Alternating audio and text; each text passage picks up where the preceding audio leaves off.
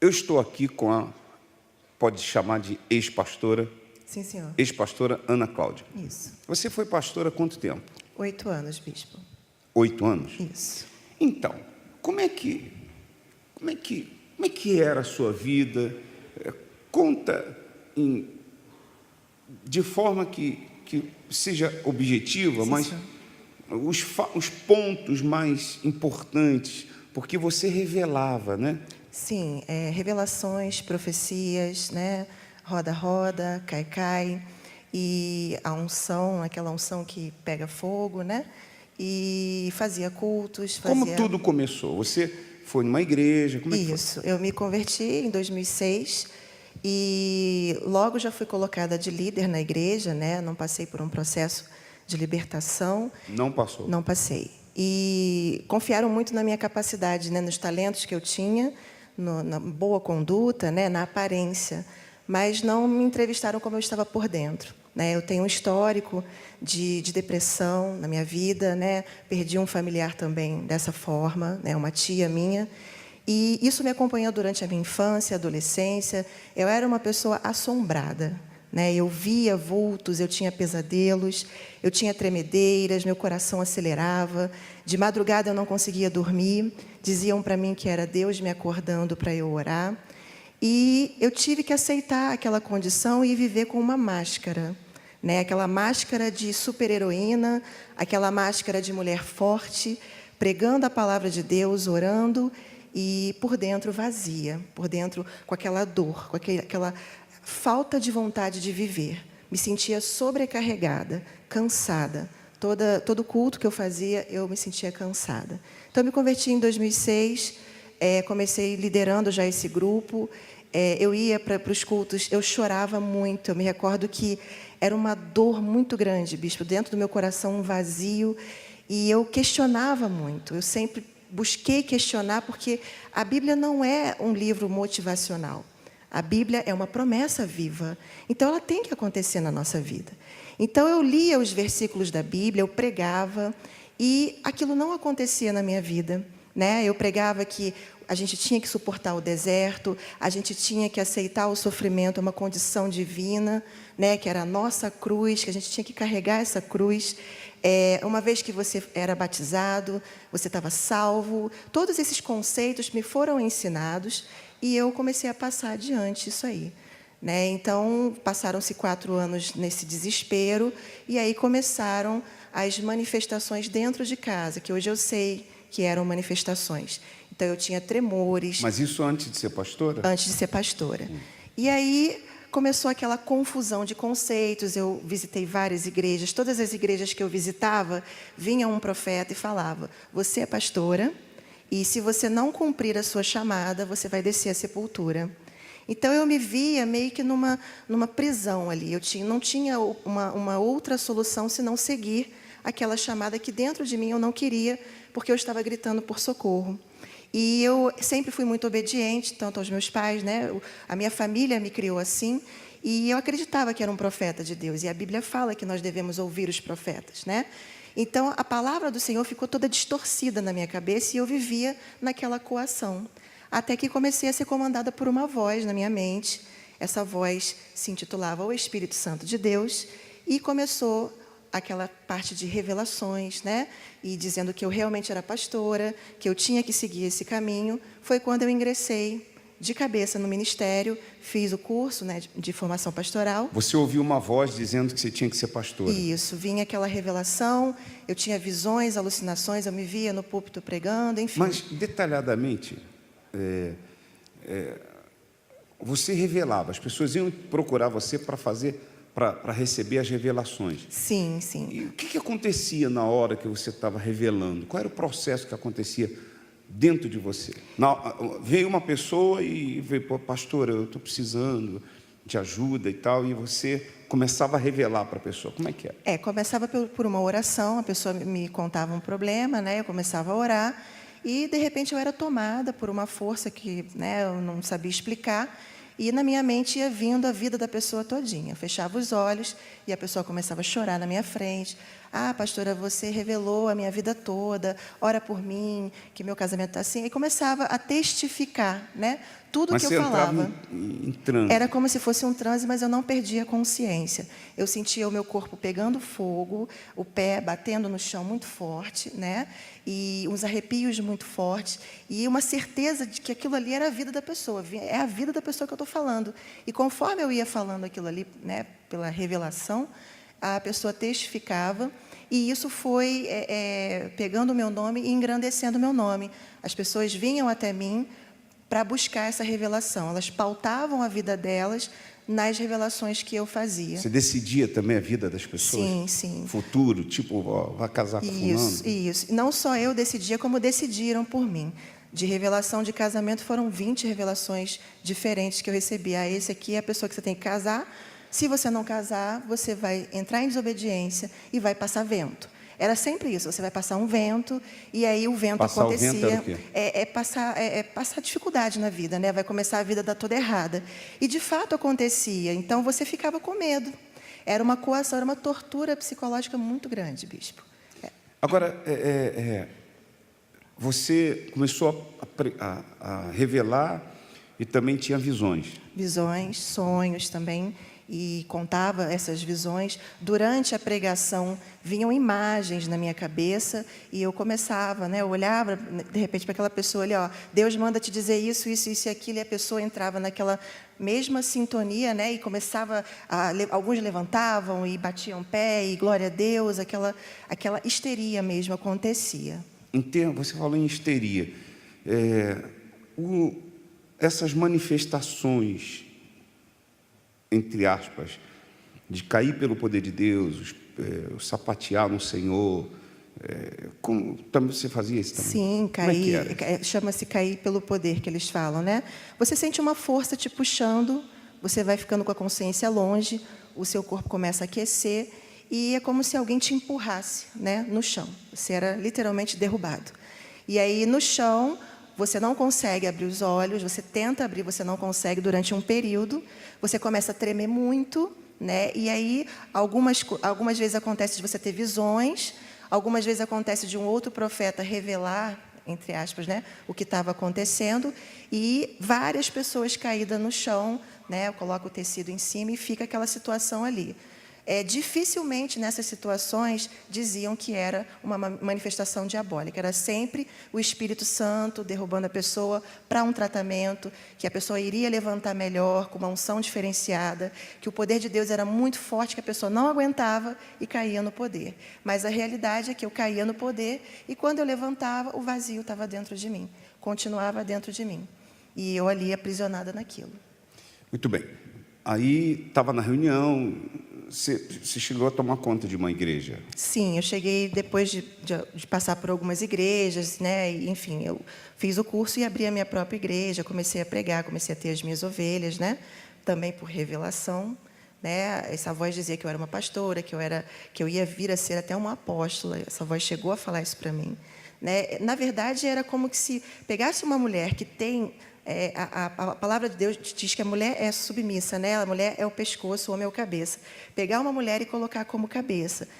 Desculpa, é que você falou uma coisa, agora eu lembrei. O bispo sempre fala aqui que ele está pregando, e nós também, mas a gente não sente nada. Exatamente. Você sentia as coisas? Como é que é? Sim, sentia tudo. Arrepios, como eu falei para o senhor. Na hora que estava pregando? Na hora que estava pregando. Vinha uma fúria muito grande, né? E você falava com aquela autoridade, e isso impactava muito o povo. As pessoas ficavam assim, meu Deus, essa mulher tem muito poder, essa mulher tem a unção de Deus, eu preciso da oração dessa mulher. E outro fato curioso, bispo, era quando eu orava pelos doentes, né, pelos endemoniados, né? Conforme eu ia orando, eu sentia o arrepio. Então, se a pessoa reclamasse para mim, pastor, eu estou com uma dor na minha barriga, eu orava pela pessoa, a dor sumia. Foi curada, amém. Quando eu retornava para minha casa, eu começava a passar mal no mesmo local. E eu não entendia por quê. E as pessoas me explicavam que o pastor ele era meio que o canal de libertação, e aquilo ali era um processo normal. Eu conheci pastoras que manifestavam os demônios das pessoas para libertar as pessoas. Uns conceitos assim que eram sendo criados para justificar aquilo ali e não encarar uma verdade. O pastor ou a pastora, uma pessoa está endemoniada, ele manifestava para aquele demônio passar para ele. Não assim na frente de todos. Teve igrejas, por exemplo, que eu passei, né, que a pastora chegava a cair no chão e passar mal, vomitava no final da reunião. E eu ficava assim, caramba, né? Eu começava aqueles questionamentos, como é que Deus permite que a pastora passe mal? Ela é tão amada quanto aquela vida que está sendo liberta. O caminho do pastor é muito doloroso, e era justamente esse o motivo que eu dizia que eu não queria ser. Eu sempre disse, eu não quero ser, eu não quero ser. O pastor da minha igreja queria derramar óleo na minha cabeça, eu parei de ir na igreja, não queria aquilo, porque eu via aquele sofrimento muito grande, era muito grande o sofrimento. Agora, fora isso, na igreja, você fazia tudo isso, sapateava também? Sim, senhor. Como é que era o sapatear? Você batendo o pé, você sentia uma força, como se fosse assim, uma autoridade, algo assim. Era tudo muito mascarado, e eu batendo com força, era como se você estivesse pisando no demônio, determinando algo, aquela e rodando também? Sim, sim. Diversas vezes, um corredor assim, né, eu fechava os olhos e eu ia andando o corredor de olhos fechados e parava numa determinada pessoa, colocava a mão no ombro e começava a revelar a vida dela. Tá, agora me conta na sua vida em casa, dormindo, sozinha, por dentro, como é que era a pastora na vida comum dela, nos frutos do sapatear no Senhor, do cair pelo poder de Deus. Tinha também, você falou sobre uma vez salvo, salvo para sempre. Sim, senhor. Então, você tinha essa certeza? Sim, sim. Achava que era só batizar, né? E que Deus já era salva e eu não precisava fazer mais nada. Era só, né, ler a palavra, orar, jejuar, né? E em casa, como o senhor perguntou, era uma miséria total em todas as áreas, desde a financeira até a emocional. Eu via demônios, né? Eu dormia e eu sentia sufocamentos. Era como se uma garra viesse no meu pescoço e me sufocava, um bolo dentro do peito. O coração acelerava, eu tinha pesadelos, pensamentos completamente distorcidos, coisas sombrias mesmo, visões assim estranhas, com sangue, com morte, com faca. E diversas vezes a minha mente apagava. Teve uma situação que foi muito forte, que eu estava praticamente louca dentro de casa. Eu não conseguia arrumar a casa, barata, rato passando, né, a miséria total, não tinha o que comer. E eu, de repente, me vi na cozinha da minha casa com uma faca bem na altura do meu estômago, já para colocar mesmo, né, enfiar na minha barriga. E, de repente, eu soltei. Eu não sei dizer para o senhor como que eu consegui resistir a tudo isso, mas foi desesperador. Foi uma tortura psicológica, né? Eu me converti em 2006, está completando agora 12 anos, né? Desde a primeira vez que eu pisei numa igreja evangélica. Eu venho de uma família espírita, então todo aquele processo foi bem complicado para mim. Depressão. Sim, sim. Eu cheguei a ir a médicos, ninguém sabia dizer o que eu tinha. Me passavam calmantes, né? Calmantes e não faziam uns exames, ninguém sabia o que era, porque eram sintomas muito estranhos, não era simplesmente uma desistência de vida que o depressivo tem. Era perturbações mesmo, alucinações que os médicos não sabiam dizer o que era. Nós tivemos 3 pastores que suicidaram-se, 2 pastores e uma pastora agora recentemente. Sentia desejo de se suicidar também? Sim, da mesma forma. Eu senti o desejo de me enforcar. Por esses dias eu estava com isso na minha mente e eu creio que se eu não tivesse ouvido a voz de Deus, com certeza eu não estaria aqui, bispo. Era muito forte isso em mim, eu estava percebendo que eu estava definhando já. Eu não tinha ânimo para nada, nem para tomar banho, eu não tinha força. Por mais que eu quisesse, eu não tinha força de vida nenhuma. E as pessoas têm uma ideia do suicídio que é um ato consciente. Não é. A gente tem apagões na mente. Quando você vê, foi. E hoje eu sei que era a ausência do Espírito Santo, com certeza, que era um demônio, porque como é que você vai ter um apagão na mente, você, né, aquele surto, e, de repente, você se matar, né? Você cometer uma... Não é consciente. As pessoas não sabem como que funciona a mente do suicídio. E é assim. O meu primeiro suicídio eu tentei com 8 anos de idade. Então, a minha vida foi marcada por isso. Eu subi no parapeito do apartamento, família, né, com posses, com tudo, mas não tinha felicidade. Eu ia me jogar lá de cima. Uma força que não deixou, eu não sei explicar para o senhor. Chegou na Igreja Universal em qual reunião? Foi no resgate agora em agosto, né? Na verdade, eu estava em casa. Como é que sentiu o desejo de vir na igreja? Eu já conhecia há 4 anos a igreja, né? Me levaram lá, só que foi aquela guerra, né, de religiosidade, dos conceitos que estavam na minha mente e as coisas que as pessoas falam. Então, eu fiquei com aquela resistência. Então, o pior, assim, sentimento é a dúvida. A dúvida, ela acaba com você. Então, eu fiquei num sentimento de dúvida muito tempo e tinham manifestações terríveis. O choque foi esse. Aí passou esse processo, eu não sabia que eu tinha demônios.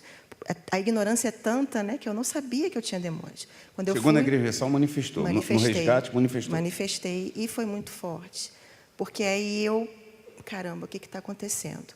Aí eu fiz uma prova com Deus. A Bíblia fala isso, né? Provai os espíritos, que é o que eu falo. Pessoal, prova os espíritos, né? Pergunta para Deus. Então, eu me tranquei no meu quarto. Não foi o Bispo Macedo, não foi o pastor de igreja nenhuma que fez isso. Eu me tranquei no meu quarto com o Senhor. E eu falei para Deus, Senhor, se tem um espírito de engano na minha vida, o Senhor me mostra agora. Eu terminei de falar, bispo, eu fui para trás, meu corpo envergou para trás, parecia um filme de terror. Só que eu estava consciente. E louvo a Deus por isso, porque se eu não tivesse consciente, como foi uma pergunta que eu fiz ao Senhor, eu creio que Ele me deixou consciente para eu ver. Eu falei com Deus, eu não falei com o Bispo Macedo.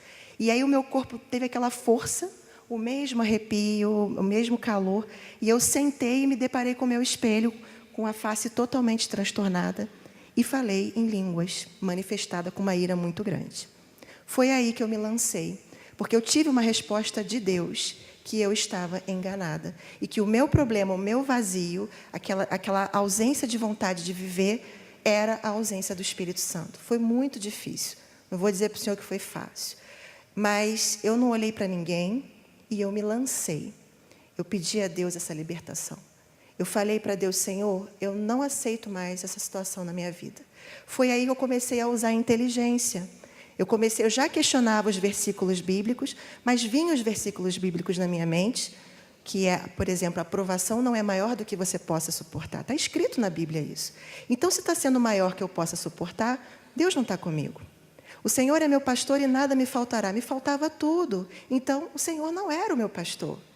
É uma coisa muito óbvia, mas às vezes a gente se fecha em conceitos religiosos e, como eu falei, a gente leva a Bíblia como se fosse um livro motivacional. É promessa de Deus, é real. Deus é fiel.